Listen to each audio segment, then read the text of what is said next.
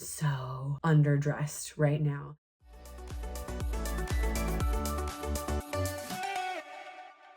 Okay, so I've done a couple wedding cakes before, and I've, delivered a couple of them before, but they're usually for like friends or family and not as fancy as the one that I just delivered today. And yeah, so I learned quite a bit. I won't call this my first wedding cake ever, but this was like my first in this type of situation where I like did not know the bride. So the first thing is make sure you get the right contact information. This includes getting contact information of anybody who is not the bride, who can help you set up the cake when you get there, because otherwise you will be sitting out in the parking lot waiting for assistance with a cake in your car. Thankfully, I did know that one. So I had already gotten I think it was the mother-in-law, I think the mother of the groom's number. So she was there to help me. And I'm super glad that I did have that information, because the first mistake that I did was go to the wrong address. So even though I used to live in that area, I don't know all the street names. So like in that city. So I'm up in Fallbrook and I'm like, yeah, I did like the little voice thing, like get me directions to yada yada. And it was like, do you mean this so-and-so ranch? And I'm thinking, that sounds like a wedding venue. Sure, that's probably where it is. Let's go there. And it did that twice, because I actually looked it up when she first sent me the inquiry, and that's the location that it was in. So yeah, but I show up there, lots of twisty, windy roads, and thankfully, again, living in that area, I was like, okay, I know where all the curves are. Otherwise, that would have been like 10 times more stressful than it already was. And I get there and there's like these beautiful houses and it's like this beautiful ranch, and I'm like, it must be just a little bit further down, but I don't see any cars. I don't see any signs. Like, what's going on? So I texted the mom-in-law and was like, yeah, it's here, right? And she goes, it must have been a typo. No, it's over here. And I look up where she sent me, like the name of the place that she sent me, not the numbers on the road. And it's 15 minutes away. Like, you have got to be kidding me. So now I have to go back down all of these twisty, windy, bumpy roads and, praying that my cake still makes it. So I did learn that my cake will last 45 minutes in the car with the AC on in 84-degree weather and not topple over. So that was a good learning experience. I feel like maybe I'm putting on too much. So anyway, we get the right address and we're heading down, and turns out that it would have been like half the time of what I thought the original drive was going to be. That would have been fun to know. So anyway, we get there at the right address. I'm seeing all the people. Yay, we're in the right spot. Hooray. We pull up and I have my daughters with me. Okay, I'm a home baker. That's just how life is.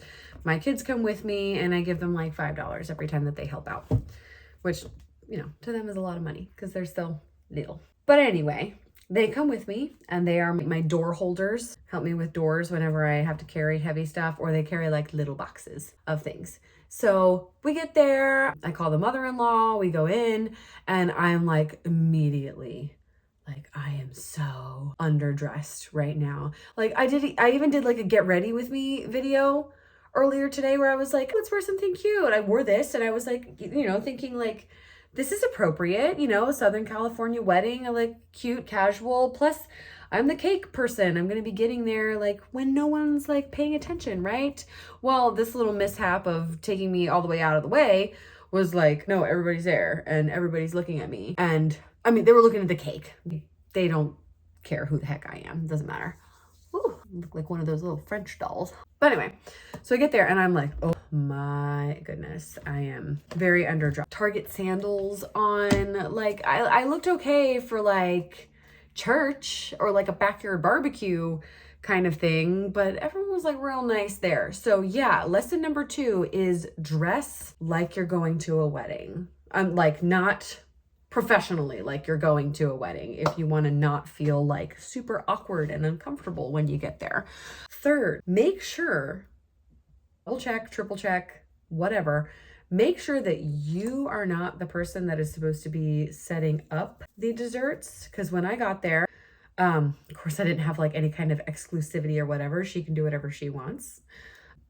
But there was like a whole spread of desserts already, and I was bringing the cake and more desserts. So yeah, I got there with mine, and mine are just boxed up. They're not on platters or anything. I didn't bring serving utensils because at no point had we discussed that. So you've got all of these beautiful, like stacked, gorgeously displayed desserts, and then mine, which are beautiful desserts, but they're still in the box. And they're just out on the table. And I'm like, oh my God. I'm panicking because I'm like, was I supposed to bring trays? Was I supposed to bring gloves? So yeah, make sure you are or are not supposed to bring trays. Make sure if you are, or even if you're not, bring serving utensils, like to like pick up and move the things, or bring gloves so that you're not sitting there going, what am I doing? And, maybe bring like an extra little box, or just bring the extra things with you, which I'm like kicking myself because my desserts are nice, but they like pale in comparison to the nice, beautiful tiered things that she had going on the other side. What color should we go with tonight?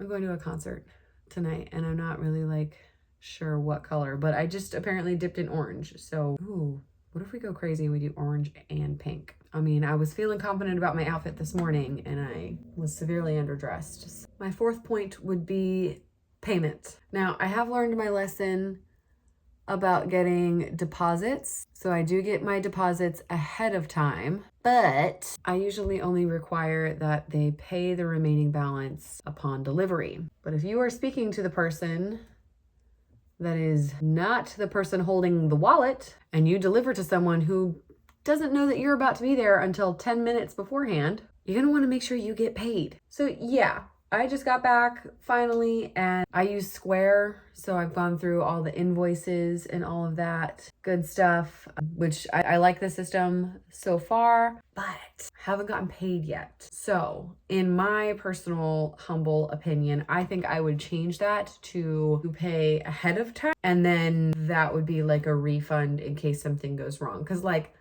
I'm in the business of making money. So it's in my best interest to do everything right and then to return your money if something goes wrong. But brides and grooms and, not all of the general public cares about that. So they care about getting married, or if they're not the person paying for it, the other person doesn't care about that. So they're just like, yeah, whatever. Now again, I love all of my customers, clients. I don't think I've ever had an issue with that, but still, like the stress of going, oh my God, what if they don't pay me? What if they don't pay me? What if they don't pay me for half of that order? Y'all, that order could that's like half my rent. That order right there. What if they don't pay? So anyway, that was nerve-wracking. And I guess the last lesson that I learned that I actually followed through on this time was don't kill yourself over it. It's just a cake. It's just a cake. And I think that this is the first weekend that I've actually put it into practice.